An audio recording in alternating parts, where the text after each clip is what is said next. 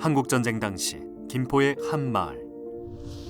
인민군이 떠난 후 24살의 성직자가 희생됐습니다. 이제 국군 환영 때 다 환영까지 하고, 그리고 10월 11일 날 그렇게 죽음을 맞이했는데요. 당시 3살 아이였던 김호정 씨. 일가족 12명이 끌려가던 위기 속에서 홀로 목숨을 건졌습니다. 치마폭에다가 감춰서 구해서 저는 살았고, 나머지 12분은 그 당시에 그렇게 해서. 성직자에서 어린아이까지 대상을 가리지 않고 자행된 학살. 70여 년 전 김포 민간인 희생 사건의 현장을 찾아가 봅니다.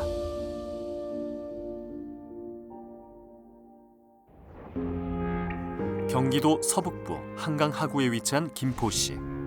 3개 읍과 3개 면, 그리고 8개 동으로 구성되어 있습니다.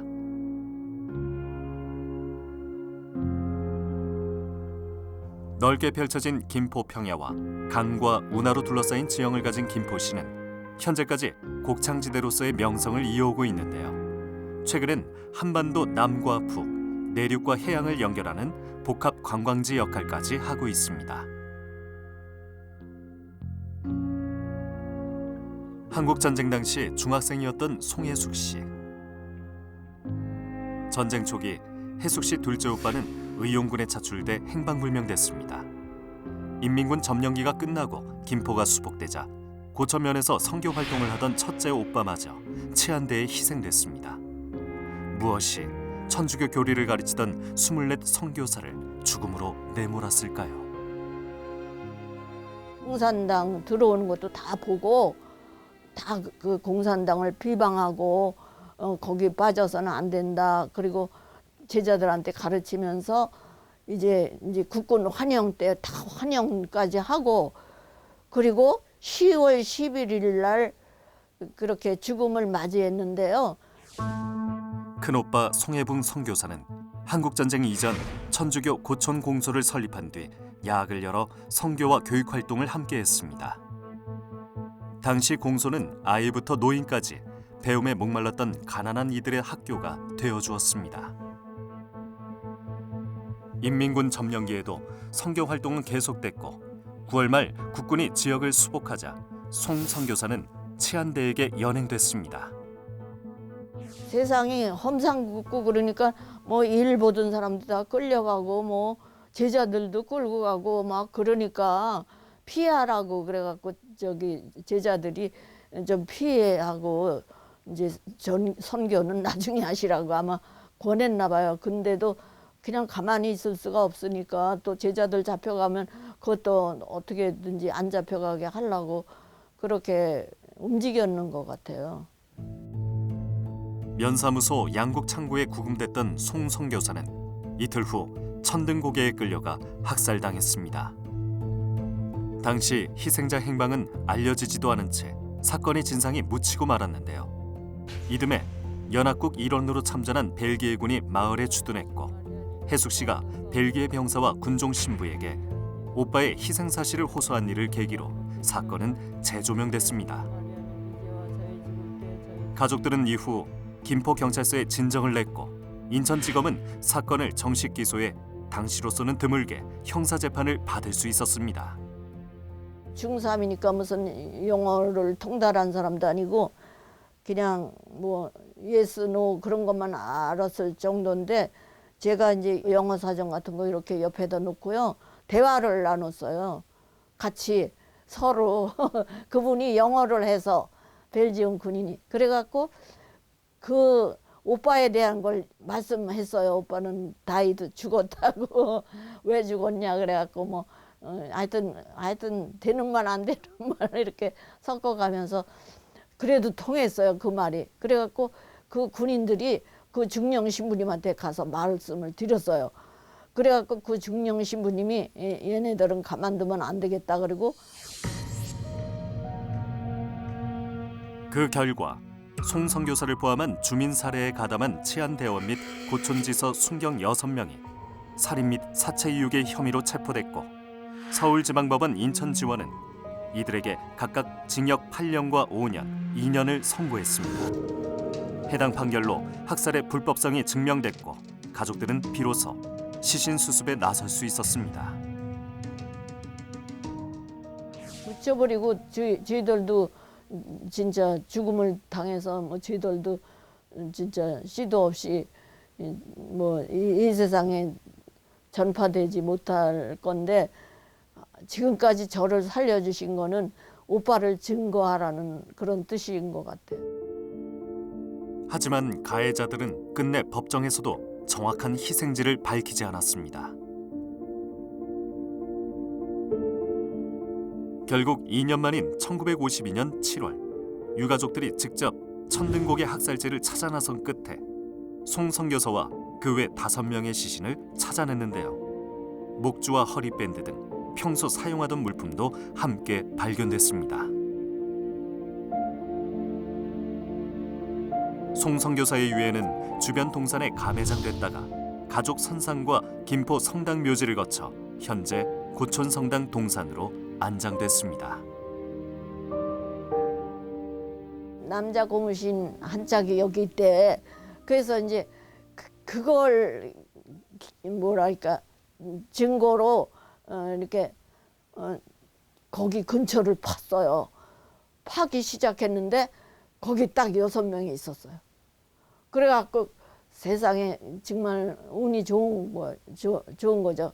시신을 파고 뭐 울며 불며 그냥 놀라며 그 이제 저렇게 신학생복 입은 그 주머니에서는 묵주가 나오고 또 주머니에서는 상본 이렇게 성녀 데레사라고 하는 상본이 나오고 그리고 옷도 그대로고.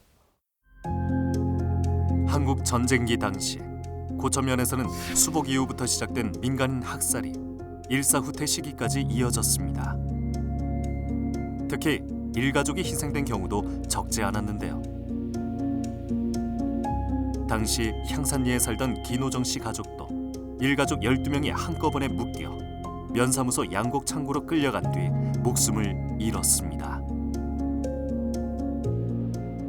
그때 당시 이제 고모들이 3분이 있었는데 이제 뭐 결혼을 해가지고 딴 데 나가 살고 하다 보니까 고모들은 다치지 않았고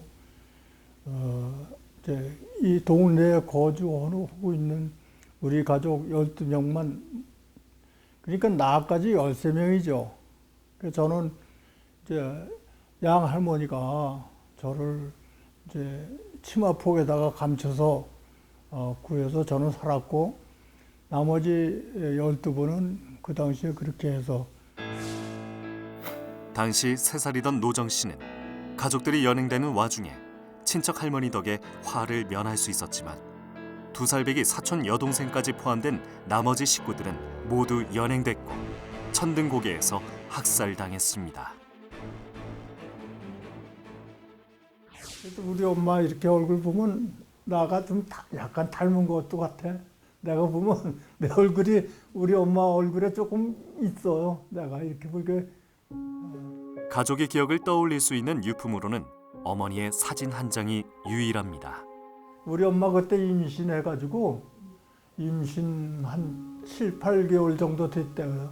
할머니가 그랬어요. 배가 약간 이렇게 불렀대요. 그걸 끌고 갔다고 그래요. 그놈들이 끌고 갔다고.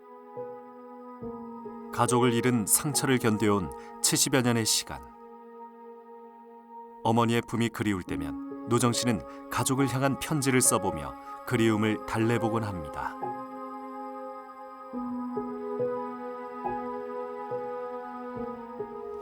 노정 씨는 시간이 날 때마다 마당에 놓여있는 납골탑을 관리하고 있는데요. 어린 시절부터 정성껏 글을 기르고 유일한 가족이 돼주신 양할머니의 유골이 보관돼 있는 곳입니다. 할머니가 돌아가셔도 제 옆에 이렇게 모시고서 같이 살면 제가 힘도 나고 든든하고 또 할머니가 항상 저를 돌봐주시는 그런 기분 같아서요. 하늘에서 참 우리 가족들 저 다 돌봐주시는 그런 마음 같아요. 옆에 모시고 사니까. 그래서 이렇게 항상 옆에 계시니까 제가 참 좋아요. 항상 나이는 70이 넘어 늙었어도 어때도 할머니 앞에서 어리광 떠는 그런 그 기분 같아요. 10대가 된 노정 씨는 주민 학살 혐의로 8년여의 형기를 마치고 출소한 치안대원과 한 마을에서 살게 됐는데요. 그에 대한 보복의 충동을 억누를 수 있던 이유도 할머니 때문이었다고 합니다. 제가도 나쁜 생각을 여러 번 했었어요. 근데 내가 여기서 잘못돼가지고 내가 참 잘못되면 또 할머니가 나 길러준 은공도 없잖아요. 그래도 제가 이제 장성해서 또 자식이라도 낳고 가정을 번듯하게 이뤄놔야 할머니가 또 그런 거 바라준 거 아니에요. 그래서 참 별로 생각을 했었는데 마음뿐이지 행동으로는 못했어요.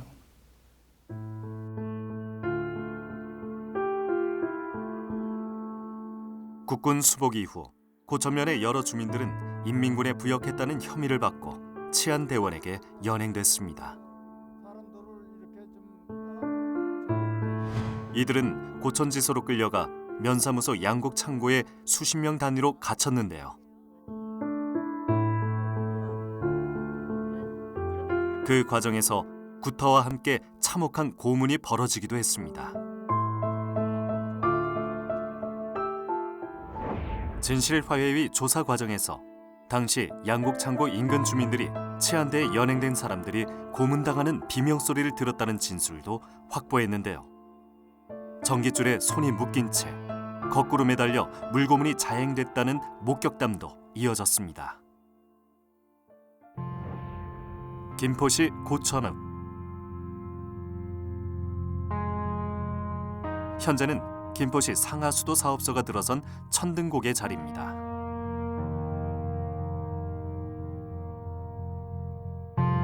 이곳 천등곡에는 70여 년 전 치안대에 의해 많은 고천면 주민들이 끌려와 학살된 자리이기도 합니다.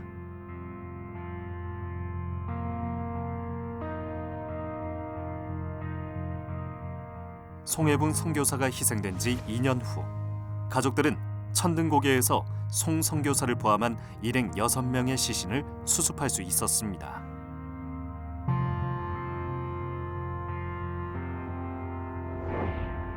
진실화해위 보고서에 따르면 송 선교사 유해 발굴 당시 인근 구덩이에서도 70여 구의 시신이 발굴됐다는 증언이 있었는데요.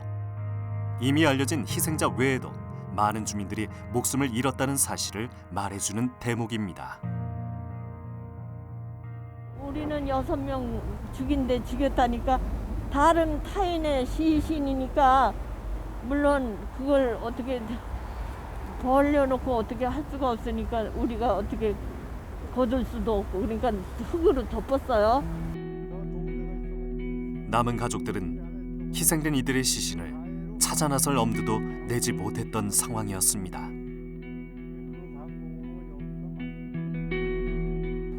여기 시신이 있어도 찾으러 오기가 엄두를 못 냈죠. 노인네들이. 그때는 무서워서. 알면서도 무서워서 여길 못 오고. 국군이 지역을 수복하면서 경찰과 치안대가 주민들을 이른바 부역 혐의로 희생시켰다는 사실이 공공연히 알려져 있었는데요. 관련 사실이 구체적으로 확인된 사례는 재판 기록을 통한 고천면의 희생 사건이 유일했습니다. 당시에 이제 이승만 정부는 이 시민들을 자기 편으로 보지를 않았기 때문에 경찰관 수가 엄청나게 부족했던 거죠.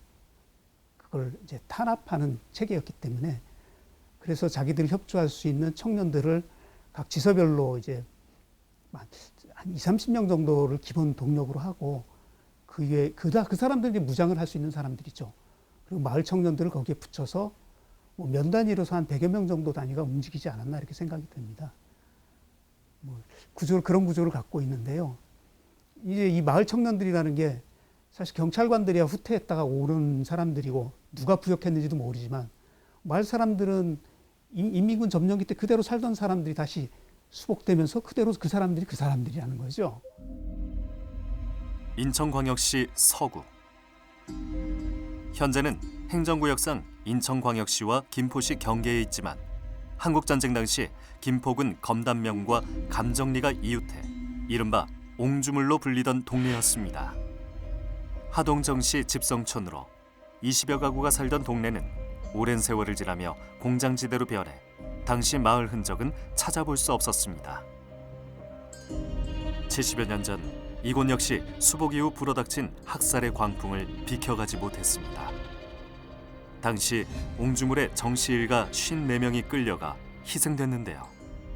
정성모 씨 아버지도 그 중에 한 명이었습니다. 그때 정서방내에서 서울 가서 대학교 다닌 사람이 있나 봐. 그래가지고 그 사람이 그 북한 편을 들어서 한 사람이 있나 봐요. 그래서 그거를 이유로 해서 옹주물 정서방들은 전부 다 빨갱이다 이렇게 인정을 한 거지. 그러니까 그냥 몰살시켜야 된다고 가족 꼬지 그렇게 다 데려다가 그렇게 한 거예요. 저기에서 나이 먹은 사람이 그렇게 당했다면 별거 아니지만 애들이 무슨 죄가 있어서 애들 꼬지도 갖다 몰살을 시키냐고. 그 옹주물 정서방은 씨를 말려야 된다고 그런 말이 있었어요. 그 후에도 무척 잡으러 다니고 그런데 나도 또 잡혀간다고 그냥 숨어서 맨날 산에 가서 살고 그랬어요. 성모 씨 아버지 역시 치안대에 연행돼 지소에서 모진 고문을 받은 후 학살됐습니다. 날 놓고 격자도 모르고 일만 하시던 분이 뭘 알아.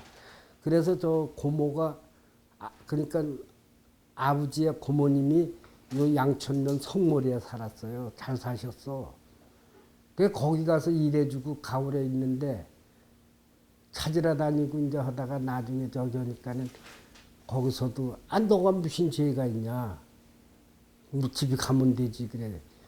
그게 자수한다고 이제 그래도 찾아다녔으니까 자수한다고 하는데 그러다가 그렇게 된 거예요. 학살은 성인 남성뿐 아니라 어린아이를 포함한 일가족 희생으로까지 이어졌는데요. 당시 9살이던 정환수 씨의 가족 역시 치안대원에게 끌려가 7명이 희생됐습니다. 우리 아버지, 할머니, 그리고 작은 엄마네 작은 아버지하고 뭐 동생들 기집애 셋하고 7명이지. 당시 환수 씨도 가족들과 함께 연행되던 상황이었습니다. 추운 날씨 탓에 집으로 돌아가 겉옷을 찾아 입고 나오니 일행은 벌써 떠난 뒤였습니다. 훗날 돌이켜보니 구사일생의 순간이었습니다. 치안에서 왔더라고. 동네 사람들 다 다리목에 거기 수렵 다리목에다 갖다 한 대 앉혔단 말이야. 예? 한 10명 이상 됐을 거예요. 앉혔다고. 그냥 추니까 이제 할머니가 이제 가서 옷 입고 오라고 말이야. 어? 그때 동생이 5살이니까. 내 딸이 그냥 옷 입으니까 옷 입고 나가니까 벌써 저만 가더라고 벌써. 그럼 가더라고. 어? 그래서 안 갔지 이제. 그날 저녁에 벌써 그냥 드드드득 하더라 벌써. 그럼 죽었지 벌써. 그러니까 죽인 거지 뭐 다. 당시 성모 씨 집안 어른들은 아버지가 학살됐다는 이야기를 듣고 검단면 불놀이 야산에서 시신을 찾을 수 있었습니다. 하지만 유해는 훼손이 심했습니다. 목이 없는 상태. 목이 떨어졌대. 그래서 수습을 다시 했대. 이 외에도 대부분의 김포면 주민들은 여우제고개나 장릉산 독작굴 등에서 희생된 것으로 조사됐습니다. 진실화해위 보고서는 여우제고개 웅덩이에서 200명 내지 400명에 이르는 많은 주민들이 총살당한 사실을 알고 있다는 김포경찰서 사찰계 형사의 진술을 싣고 있습니다. 당시 김포군에서는 인민군 점령기, 이장이나 반장 등 마을 일을 돌본 주민을 부역 혐의자로 여겨 희생시킨 경우도 많았는데요. 양촌면도 예외는 아니었습니다. 정봉훈 씨 아버지 경순 씨는 당시 수참리 앞마을 반장리를 봤는데요. 설탕이나 구호품을 할당받아 마을 사람들에게 나눠주던 기억이 아직도 생생합니다. 아버지가 이제 그 갖다 주고 야 이거 이렇게 하면은 집집마다 오면은 한 집에 몇 양재기씩 줘라. 그러면 이제 몇 양재기씩 주는 거예요. 그러면 이제 조금 남으면 이제 그거 그 설탕 타먹는 맛에 그거 옛날에는 설탕이 귀하니까 그거 타먹는 맛에 이제 열심히 그거 한 거지. 하지만 수복 직후 아버지는 지소로 연행됐고 지소 유치장에 구금됐습니다. 봉훈 씨는 이후 며칠간 어머니와 교대로 아버지의 점심을 날랐는데요. 어느 날 유치장을 지키고 있던 치안대원은 더 이상 아버지의 식사를 받지 않았습니다. 이게 학교를 가니까 학교에 가는 김에 갖다 주라 해서 내가 이제 갖다 드리고 그랬었는데 그리고 나서 한 일주일 넘니까 오지 말라고 그러더라고요. 오지 말라고 달도 없다고. 그래서 그 무슨 말이냐면 이거 우리 어머니가 그걸 저 알아차리시더라고. 야 돌아가신 마이다. 어린 봉훈 씨와 가족들은 아버지가 양곡중 뒷산에서 희생됐다는 사실을 전해 듣고 현장을 찾았지만 수십구의 시신 가운데 아버지를 찾아내진 못했습니다. 당시 희생지엔 만세운동 유적비가 들어선 상태입니다. 그 사람들이 전부 다 울면서 그냥 뭐 어떻게 애다 순경은 안 된대요. 순경은 무조건 그냥 막 져갖고 그 당시에는 보니까 그 지금 보면 그 칼빈총인가 같아. 그 총 총 6.25 때 그 총 갖고 그냥 막 협박하고 막 가라고 안 적으면 당신들도 죽으니까 가니까 가라고 그래가지고. 그러니까 거기에 뭐 시체가 뭐 몇 분인지는 몰라요 아무도. 그거이 상당히 큰 그 저 방공호식으로 이렇게 돼 있었다고 거기가. 그러니까 거기다가 갖다 손자주고 그런 게 메꿨던 거예요. 진실화해위에 따르면 봉훈 씨 아버지를 포함한 30여 명의 양촌면 주민들은 양곡지소와 양곡중 뒷산에서 희생됐고 일부 주민들은 여우제 고개나 한강변에서도 희생된 것으로 조사됐습니다. 김포시 북단에 위치한 하성면. 하성면 역시 한국전쟁 당시 100여 명이 넘는 많은 주민이 희생된 곳인데요. 청장년층부터 일가족 단위까지 연행과 학살이 계속됐습니다. 당시 마조리에서 살던 민경철 씨. 경철 씨 아버지 역시 전쟁 발발 이전부터 마을 이장을 맡았다가 이후 인민위원장을 지냈다는 이유로 하성지소로 연행됐습니다. 면사무소. 끌려온 하성면 주민들은 면사무소 뒤 2개의 가마니 창고에 감금됐는데요. 창고마다 각각 30여 명씩의 주민이 갇혔다고 합니다. 6.28 수복과 동시에 마을에는 마을마다 치안대라는 그 청년단 조직이 돼 있었고 경찰들은 피난 나갔다 다시 복귀해서 각 지소에 복귀하면서 누가 부역을 했는지 잘 모르니까 마을의 치안대들을 앞장 세워서 누구냐 이 동네는 누구냐 이 동네는 누구냐 해서 그들은 다 아니까 지독하는 대로 경찰들이 연행해 가서 하성치소에 끌고 갔는데 그 치소는 좁으니까 면사무소 곡식창고 같은 그 2개의 창고가 있었는데 그 창고에 꽉 차게 가둬놓고 있다가 며칠 후에 어디론가 가서 학살을 시켰습니다. 하성면에서 끌려간 많은 주민들은 대부분 태산 골짜기에서 희생됐습니다. 시기적으로는 국군 수복 이후부터 일사후퇴 직전까지 학살이 집중됐는데요. 특히 수복 직후 희생된 주민들의 남은 가족들이 일사후퇴 직전 일가족 단위로 목숨을 잃은 사건도 적지 않게 일어났습니다. 군경이 떠나고 지역을 점령한 인민군, 그리고 또다시 마을을 수복한 군경. 그 사이 선택의 여지 없이 삶의 터전을 지켜낼 수밖에 없었던 주민들에겐 어느 순간 점령군에 협조했다는 혐의가 씌워졌습니다. 진실화해의 보고서에 따르면 하성면 100여 명 이상의 주민이 지서 옆 2개의 창고에 갇혔다가 태산골짜기 등에서 희생된 것으로 조사됐는데요. 특히 경찰이 부역 혐의로 연행된 주민 1명을 취조하며 그 친인척까지 구금했고 이후 일사후퇴 시기엔 남은 가족까지 체포해 일가족 37명을 모두 학살하는 참혹한 사건도 있었습니다.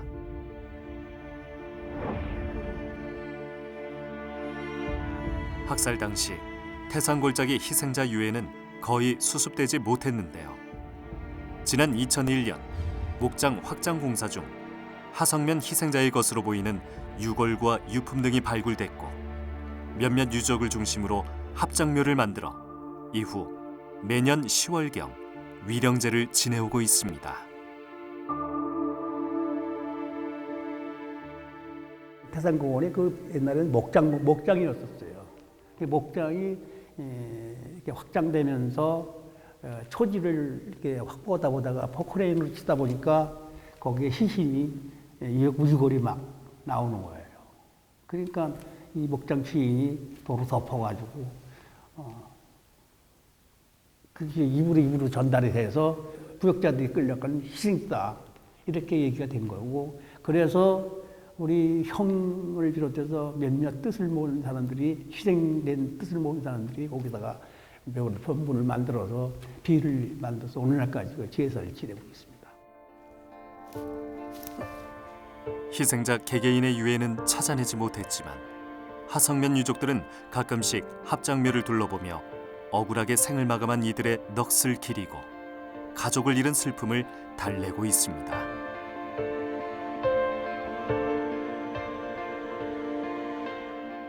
그냥 아버지 생각하고 막내 아들로서 뭐 효한 것도 없고 어린 나이에 효한 것 돌아가신 것도 제대로 몰랐지만 지금 와서 생각하면 그때 아버지가 살아계셨으면 더 좋았을 걸, 그런 생각도 오고, 내가 이렇게 나이 오면서 참 아버지에게 효도 한 번 못 해보고 그렇게 젊은 나이에 돌아가셨으니 안타깝게 생각하고 있죠.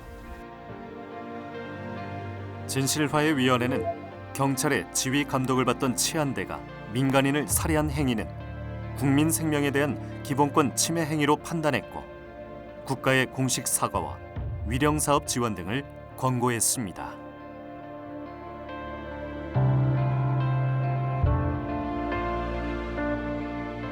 지난 2017년 김포시는 6.25 민간인 희생자 위령사업 지원에 관한 조례를 제정했는데요. 희생자를 위한 위령제 지원과 자료 발굴 및 수집 등 관련 사업을 진행하고 있습니다.